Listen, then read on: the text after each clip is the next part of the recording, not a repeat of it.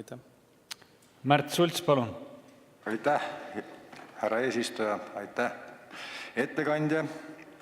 Lugu selline, et Euroopas hästi toimida, võtsite vastu väga ebatervisliku ja tõestatult kahjuliku seaduse, kellakeeramise seaduse. Tähendab, kõik psühholoogid, arstid, kõik tõestavad, et biomehhanism ja inimese biomehaanika on kõvasti häiritud vähemalt 6 aega, kui kella edasi ja tagasi tund aega keeratakse. Nii, see oli kõik korras. Kui nüüd te arutate inimese vaimse tervise pärast ja usutunnistuse pärast ja te ei taha üldse Euroopaga sarnaneda, kella keerasite küll kohe, aga usu poolest ei taha üldse ei Norraga, ei teiste riikidega sarnaneda, siis on käed-jalad vastu. Mis see põhjus on? Miks kell on parem kui usk?